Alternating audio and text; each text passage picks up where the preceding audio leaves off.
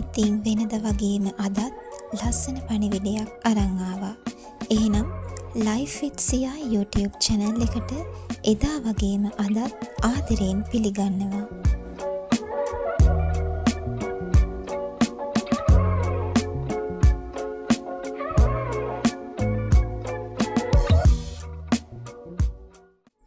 මේ සතියේ වීඩියෝ එකෙන් මම ලස්සන පණිවිඩයකුත් එක්ක චූටි වීඩියෝ පෙළක් අරන් ආවා.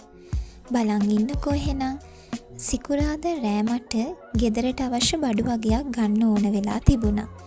රෑ වෙලත් නිසා මම එදා ගියේ කීල්ස් එකට. සෙනසුරාදා උදේට කෑම එක හදන්න බඩුත් ගන්න තිබුණ නිසා ඔන්න බලන්නකෝ මොනවද අපි ගත්තේ කියලා. මම ඉතින් පැකට් කරපු දෙයක් ගනිද්දි මුලින්ම කල්ලිකුත් වීමේ දිනය බලනවා. ඒක ඉතින් අපි හැමෝම දන්න සාමාන්‍ය දෙයක්නේ. හැබැයි සමහරක් වෙලාවට අපි කලබලයට ගිහිල්ලා මොකක් හරි දෙයක් ගනිද්දි අපිට ඒක බලන්න අමතක වෙනවා. මිල විතරයි අපි බලන්නේ.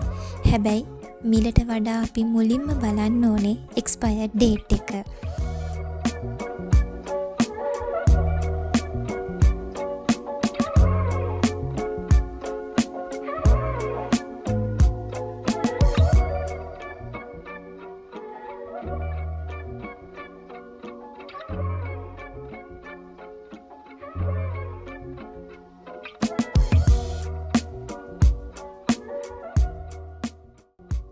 සාමාන්‍යයෙන් මම සුපර් මාකට් වලට ගියාම කොෆි සෙක්ෂන් එකට අනිවාර්යයෙන්ම යනවා. මොකද කිව්වොත් මං ඉස්සරින්දම්ම හරි ආසයි එක එක වර්ගයේ කොෆි try කරලා බලන්න.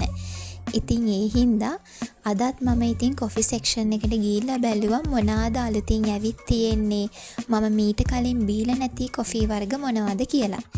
එහෙම ඉද්දි මට හම්බුණා කැපචිනෝ එකේ කොෆි මිශ්‍රණයක් ඇවිත් තියෙනවා.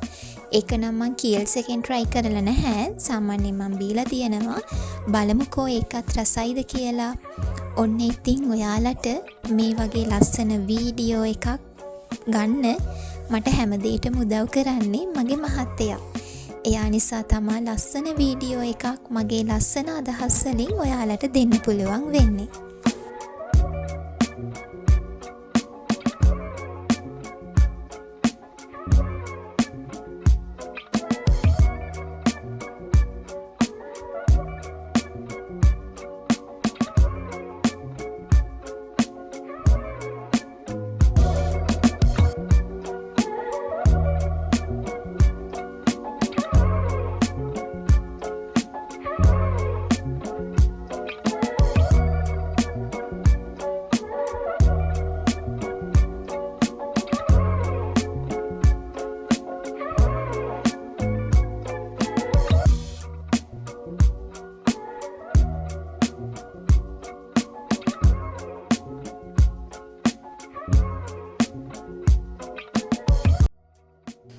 අවශ්‍ය බඩු ටිකත් අරගෙන අපි ඉක්මනටම ගෙදර ආවා.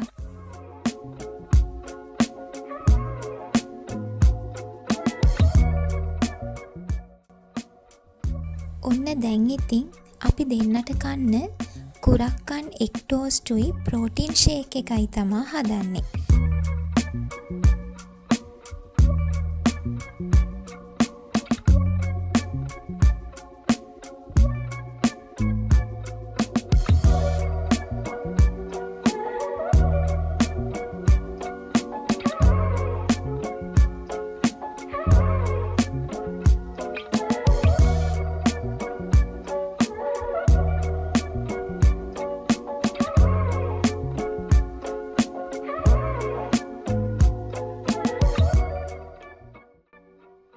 මම කෑම එක හදන දිහා බලන් ඉන්න ගමන් මේ කතාවටත් සවන් දෙන්නකෝ නිවිසනසිල්ලේ.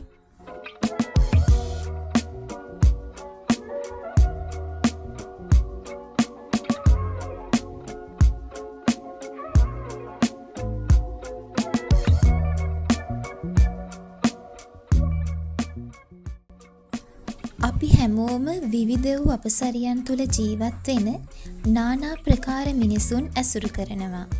මේ මහ පොළොවේ ඇති වැලි කැටයක් ගානේ මිනිසුන් ඇසුරු කරද්දී අපේ අතේ ඇති ඇඟිලි ගානට තරම් අතලොස්සක් මිනිස්සු තමයි අපිට ඇසුරු කරන්න සුදුසුද කියලා දැනෙන්නේ. ගොඩක් වෙලාවට අපි කරන්නේ අපේ අවංක අදහස සිතුවිල්ල හිර කරගෙන අනෙක් පාර්ශවයට ඕන විදිහට උත්තර දෙන්න යනවා. බැහැ කියන තැන හා කියලත් එපා කියන තැන ඕන කියලත් අපි කියද්දිම අපිටම නොදැනෙන මානසික ආතතියක් පීඩාවක් හටගන්නවා. අපි හිතනවා මම එහෙම කිව්වම එයාලා මොනවා හිතයිද කියලා. කවදවත් අපිට කාවවත් සනසලා ජීවත් වෙන්න බෑ. අපිට පෞරුෂයක් තියෙන්න ඕන මට ඒක දැන් කරන්න බෑ. මට ඒක දැනට එපා කියලා කියන්න පුළුවන් තරමට. කතා කළ පළියට ඉක්මනින්ම කාවවත් විශ්වාස නොකර ඉන්න ඕන. අපේ ගමනට බාධාවක් වන මිනිසුන්ව අපේ සාර්ථකත්වයේ දැකලා සතුටු වෙන්න බැරි මිනිසුන්ව මූණට හොඳින් කතා කරලා අපි නැති තැන අපිට චෝදනා කරන අඩුපාඩු හොයන කියන මිනිසුන්ව වගේම අපි ගැන ඇත්ත නොදැන එයාලට ඕන විදිහට පද හදන මිනිසුන්ව කෙටින්ම කිව්වොත් අපිට අපේ ජීවිතය ගැට ගහගන්න පීඩාවක් වෙන ඕනම කෙනෙක්ව අපෙන් ඉක්මනින්ම ඈත් කරන්න ඕන. සමාවක් දීලා ආයෙත් ජීවිතයට ලං කරගත්තම අපිටමයි පාඩුව සිද්ධ වෙන්නේ. ඒ හින්දා අඬබෙර ගහලා ගමනක් යනවට වඩා නිහඬව ගමනක් යන්න අපි අපේ අත්දැකීමෙන්ම පුරුදු වෙන්න ඕන. අපිමයි අපිව නලව ගන්නත් ඕන, සනස ගන්නත් ඕන. මේ කතාව කිව්වේ මගේම ජීවිත අත්දැකීම් එක්ක. ඔයාලටත් මේ වගේ දේවල් අනන්ත අප්‍රමාණව සිද්ධ වෙලා ඇති. මදකට හිතලා බලන්නකෝ ඒ වෙලාවේදී ඔයාලා කොහොමද ඒවට පිළිතුරු දුන්නේ කියලා. ඔයාලගේ ප්‍රතිචාරය කොහොමද කියලා.